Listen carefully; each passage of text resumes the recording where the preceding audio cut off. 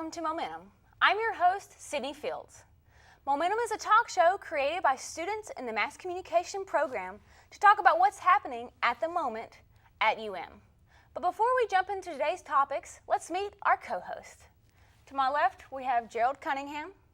We've got Kirsten Roberts and Carmela Williams. Thanks for being here, y'all. How y'all doing? Good. Good, yeah. I don't know about y'all, but finals are next week, and I'm starting to stress. Are y'all ready for finals? I have been getting ready for finals for weeks because my finals are more projects than they are tests. Yep. So, I mean, I do still have tests to study for, but I've been gathering together projects for weeks now. So the stress level has been at an all-time high. I think it's a lot different from when I was a freshman. When I was a freshman and you were in your gen ed classes, you knew a multiple test choice was coming or something like that. But the more I'm getting into my major, we're getting away from multiple tests. Like you said, we're doing more projects, more videos and things like that. And it's a lot different planning for that than it is planning for a multiple choice test because it's not a right or wrong answer. Mm-hmm. It's really based off your creativity and your own creation level. Yeah, right. At this point in our career, because we're all juniors and seniors, so at this point in our career, I feel like they're testing how much we really know. Yeah. It's more than just the basics. They're trying to see, okay, can you be a professional or can you not be? Mm-hmm. Yeah, because you can't really study. You can't really study for a video. A lot of you can only pre-planning. Yeah, you just have to Time management. Yeah, time management. Time management has been tested. And these it's past just couple me, weeks. or have the semester snuck up on? It snuck up on me just because I know, like, me graduating, I have to be done by Wednesday. So it seems like projects have just all of a sudden it's like senior exit portfolios due. You got this project due, and I mean, I may have known about it, but it seems like I had way more time than I have now. Like, I have no time now. So it's scary, but you just got to plan out your time. It's really all you can do. In my experience, my health teacher, who's a great health teacher, by the way, I love him, but in the beginning of the semester, he told us, yeah, you have a final project. Don't worry about it until April. And next thing you know, it's April, and he's like, all right, it's due today.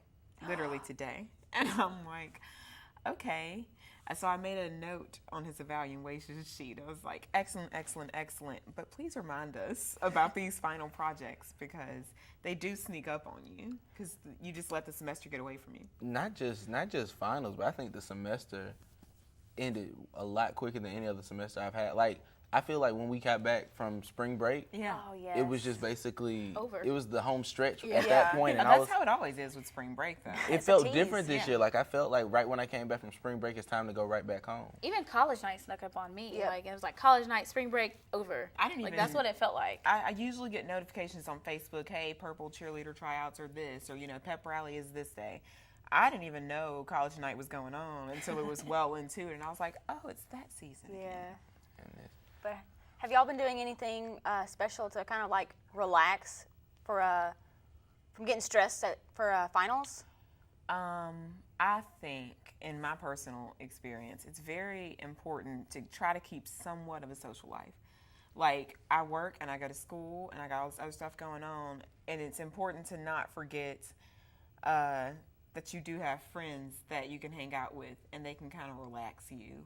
Yeah. Or put you in a different place than you are in school. So hanging out with friends and, going home every once in a while, because I live pretty far away, it just keeps you level-headed. Yeah.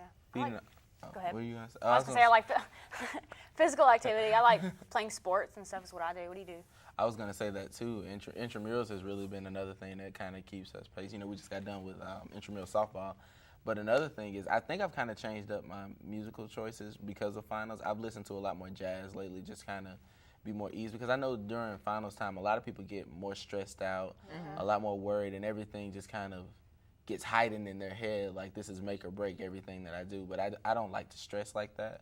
So I've really changed my musical choice lately to just kind of ease me out just a little bit. Speaking of like extracurriculars, like doing shows like momentUM and getting outside of sitting in your room or your apartment or the library, like just getting out and doing something other than studying or thinking about it kind of gives you a moment to just relax and get your head back into it. Yeah. That's a good thing about the mass comm department. Everybody has so many ideas to bounce back and forth, so we can sit for hours and just talk about something, which is why Momentum is great, because it's all we do. Yeah.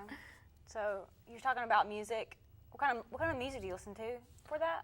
I listen to jazz apparently, but you know, another thing that goes with music is I know a lot of people use Spotify. I use Google Play myself, but as you guys may know, Jay-Z has tried to start his own music streaming service with Tidal, and as a result, we talked about it last show, and he had, you know, Alicia Keys, Kanye West, Usher all come out to make it like this big event. But it has not turned out to be what they thought it was going to be. It is in the bottom, like it fell out of the top 700 apps on the iTunes store, and you really have to be doing bad. Like Kim Kardashian's app is still top 10, and it's been out for almost 2 years now. Why? So, you know, it's really flopped tremendously because of the high price of $20 a month. Nobody's trying to, you know, pay that. But what they're trying to do now is Jay-Z and Beyonce are trying to use their name to say they're going to drop an exclusive joint album on Tidal to kind of save sales and, you know, save Tidal. Do you guys think that that's a good business move on Jay-Z's part? Personally, I think that I don't think it was a good business move for multiple reasons. I think that them creating a music streaming service where you have to pay $20 a month to get the latest, greatest. I think they were only thinking about the artist at that point. I don't think they were thinking about any of their fans or any of the people that actually make them rich. Yeah. I think that they were thinking, oh, you know, we're billionaires. We're millionaire artists. Let's find a way to try to make some more money. So let's charge people $20 a month to listen to music they've probably already heard. Yeah. And I think when him and Beyonce trying to save it by doing a collabo album, I really think they just need to chill and just sit down somewhere, because what are you trying to save? You're not trying to save your mortgage or anything. Exactly. It's not like you're trying to save this because this is the only way you're going to be able to buy that new car. You're trying to save Tidal for what? So you can get Pride. more richer? A little more rich? Or I just don't.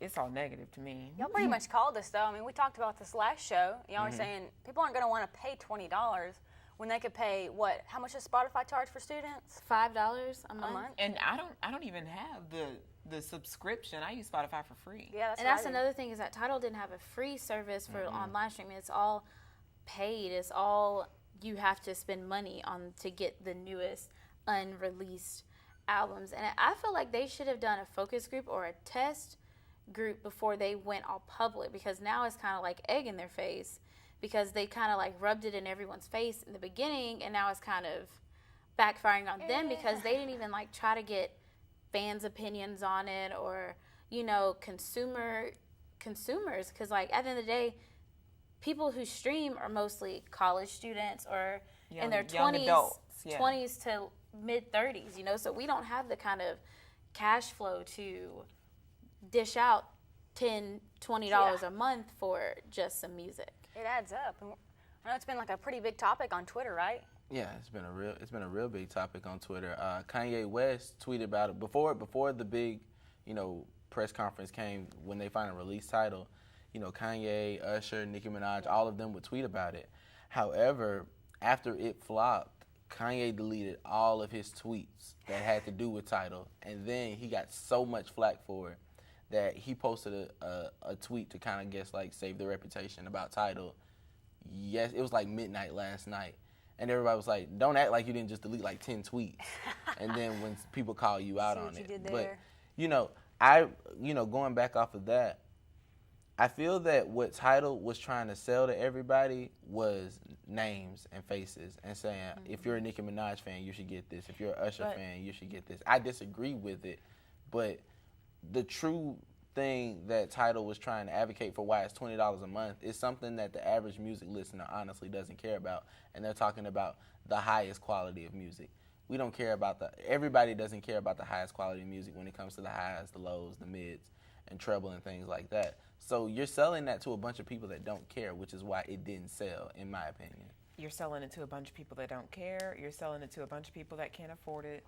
And I just don't know how they thought that this would be successful outside of their affluent group of friends. Yeah. And speaking of music streaming service, we haven't been able to stream music as much as we wanted to lately. Nope. Montevallo's Wi-Fi, it is absolutely terrible right now. Carmela, you have more about that, right? Yes, I do. First of all, let me say I'm very, very proud of the students on this campus, and I'm proud of the Alabamian for covering such a great story, because the students on this campus really know how to make their voices heard when they're unhappy about something. So let me give you a little background. On April 20th, this past Monday, the students, the CAF, right in front of the CAF, started getting filled with signs of protest, saying, we want Wi-Fi, we want better Wi-Fi, #invest in us, which is basically telling the university, hey, invest the money toward this Wi-Fi because it's really bad. And so with the uproar and the protests and everything, and everybody not being satisfied with the Wi-Fi, because it is very spotty on campus, no matter where you go, actually, especially in the Mass Comm building and in the dorms. I feel like, in my experience, those are the worst places.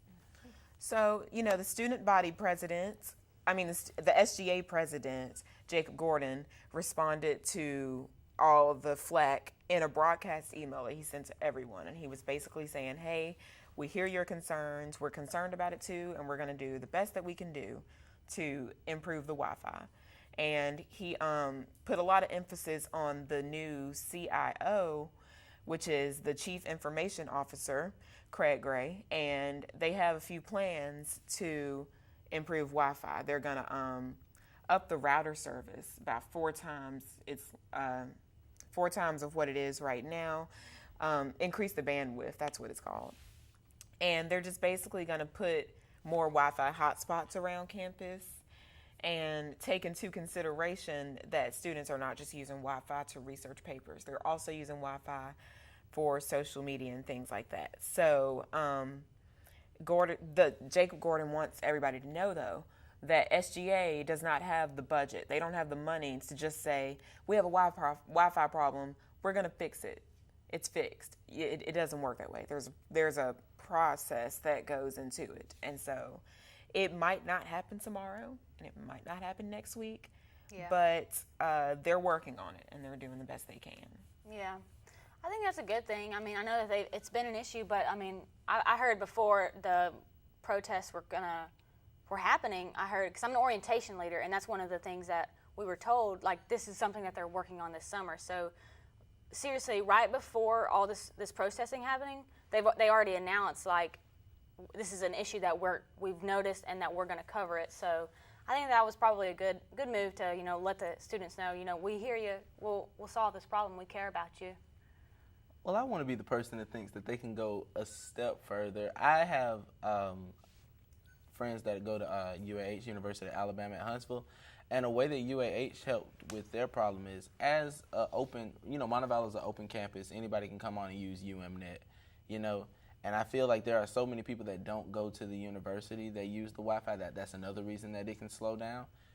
What UAH actually does is it's students and faculty only, and every student can only have up to 3 devices. There's no, when you have 5 friends come over, you can just say, hey, our internet password is so-and-so, and you can hook up. Because when I went down there, my friend was like, okay, I've already used my 3 devices. You just kind of can't get Wi-Fi because you're not a student here. But their internet is so much faster. And that's perfect because you're not a student there. You don't need to be using their Wi-Fi. Exactly. Like, a Montevallo high school student can come on our campus, go sit on our quad, type in UMNet, and use it like it's no problem. But that's another reason that it's slowing down, is because so many non-Montevallo students are coming using the Wi-Fi, and it slows it down a lot more. Interesting way to solve that problem. I like that. Also, maybe a good idea, and I don't know the logistics of this, I don't know how they would make this work, but maybe if they did, how in the library you do a login, and it's the same as your forum information, but you have to log on to the library computers. Yeah. Maybe the Wi-Fi needs to be set up so that students, faculty, and staff can log in using their login information and use the Wi-Fi that way. And so, you know, a Montevallo High School student doesn't have a forum. Doesn't have exactly. So we could do that, but I don't know how that would work with staff. I don't know if staff at the university, like cafeteria workers, people that work at the eateries, I don't know if they have logins. So that would be something to take into consideration. That's what we did when I went to Judson College before I came here. We actually, to log into the internet, we had to use our Judson email and our password to get into any of the Wi-Fi. And I mean, for it to be a small school, the internet was fast and a lot of things got done. So maybe that could be something that they could consider too. Yeah. And so, you know, if you want to know any more about this, or if y'all want to get involved in the Wi-Fi, as they're calling it. I like I that. see what you did there. Yeah. If you want to get involved in the Wi-Fi, they have a Twitter handle that's going on right now, and it is at UM.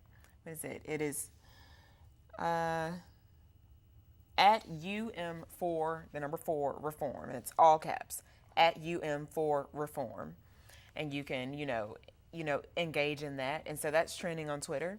Something else that is trending all over social media is the Kylie Jenner lip challenge. And I think Kirsten has a couple things to say about that.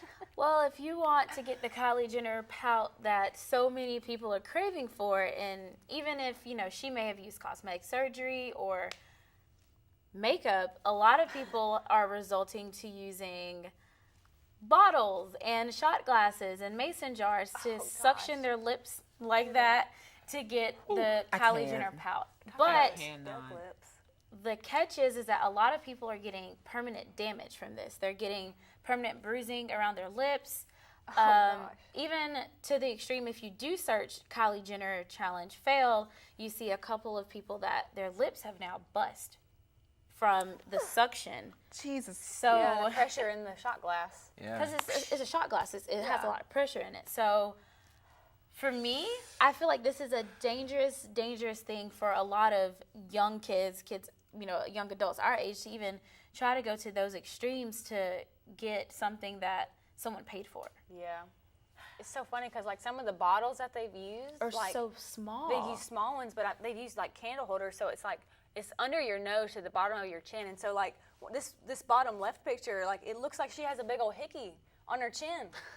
My thing is, and I have a couple problems with this. First of all, Kylie Jenner uses a lot of lip liner and lipstick to make her lips look that way. There have been close-up pictures of her lips, and you can see where the lip liner starts and where her real lip begins. She doesn't suck on shot glasses in the morning, and so I don't know who came up with this challenge. And I don't know why they thought that would be a good idea. And I don't know who told them that that's what Kylie does. And it's not even like they Did just it do it start for as a a couple joke? seconds. I don't know. Like, from what it just happened, like all of a sudden it was like a firestorm of video after video after video after tweet of Kylie Jenner It was lip challenge. endless. It was endless. The extent to which Hollywood has an influence on young was- people is disgusting. You took the words right. And they suction that for an gosh, look at extended those period of time, bruises. like 40 minutes to get the look. But why is she crying? Because she just sucked on a bottle for 40 minutes. Well, That's what she gets. Yeah. People I don't guess- realize that it doesn't go down. Like a lot of kids now are having to go to school with duck face for like duck all day. And another thing that bothers me about this is I remember, you know, and I'm sure you've probably had the same experience being made fun of for plump lips. Yeah. Or being told that plump lips are not in. They're not pretty, you know? And so at one point in my life, I would try to like do my lips like this so they wouldn't look so big, you know? And now, all of a sudden, Kylie Jenner does it. It's a trend.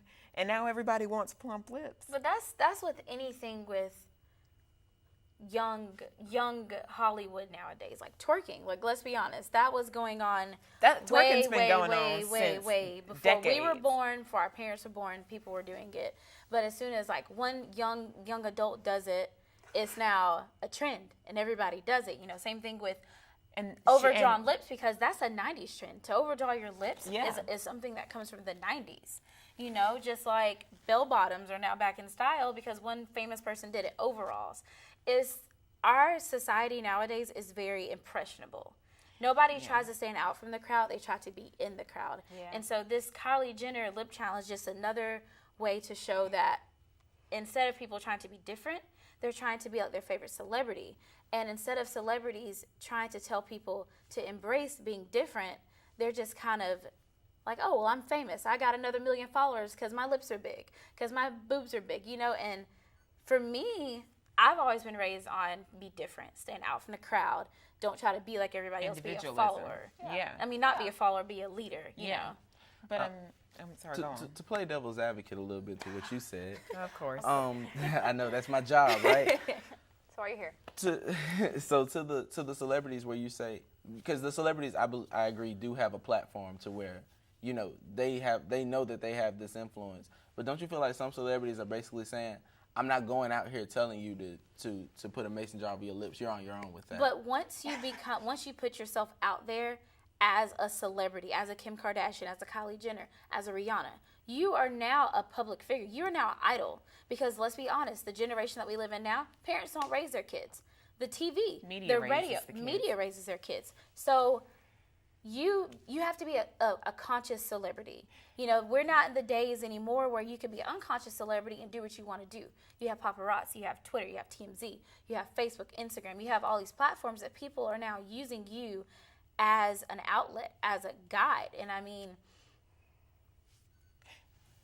yeah, I know what you're trying to say, and I'm gonna make a reference to my favorite person, Tupac, Tupac Shakur, and he once said something, and he was like, "How can I make music about gangster rap and killing people and murdering people and doing all these bad things to people, whether or not?" And then, you know, a young boy hears that, thinks it's cool, and goes out and shoots somebody. And Tupac was like, you know, I didn't kill that kid, but I didn't help him. Because if he's listening to my music and he thinks it's okay to go kill, I played a big part in that. So I think that's how celebrities need to think. Yeah. Did I make them put mason jars on their face? No. But the fact that Kylie is a Jenner / Kardashian, and a lot of people look to them as the ideal image of beauty, she really needs to be careful what she puts out there as beauty, because she needs to understand that people that look up to her will follow her. And so the way that she dresses at 17 years old, maybe you can be selfish to a certain extent, but when you're in the limelight like that, when you are a public figure, privacy and doing stuff just for yourself goes away. Okay. Yeah. So two certain celebrities, you know, the Kylie Jenners and the Rihannas, are we basically saying because you're a public figure, some of the originality that you have has to be hidden, or you can't really be yourself in public like you want to be because of the influence that you can put on others? no. I think that Kylie is, well, this might be a controversial statement, but I don't think she is being herself, because if she was, she'd be fine with the lips that she has. Okay, I agree. So I'm not saying you can't be original. Be as original as possible. As much as I don't like him, Kanye West is original. You know? Yeah. Like, Hold on. Yeah, no. okay, let's fizzle Simmer it down a down, little Gerald. bit, because Down. all right. But you know, Kanye West is original. Taylor Swift, she dresses more modestly than most people because that's what she chooses to do. That's her brand. Yeah, and she is original for that, because in a world where tight clothes and short skirts are popular, she doesn't even want to show her belly button half the time. So, you know, I mean,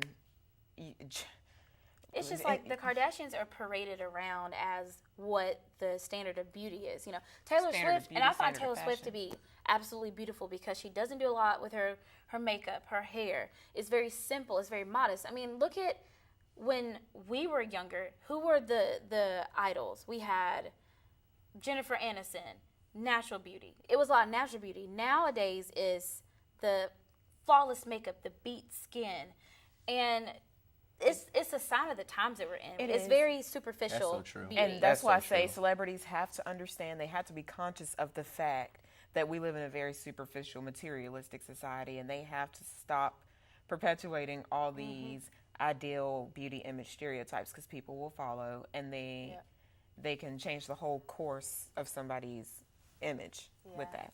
With great power comes great responsibility. Exactly. Going back And to Uncle so- Ben. Yeah, and so with that said, that's all the time that we have for our show. And I want to thank you all for coming back again. I've had a great time again. I love and, being here. Yeah, it's a lot of fun. And this is our last show of the semester. We'll pick it up back in the fall. But happy summer. Happy graduation, Kirsten. Yes, our very own Kirsten's graduating, you guys. Good for you. But thanks again for joining us, and we'll see you in the fall.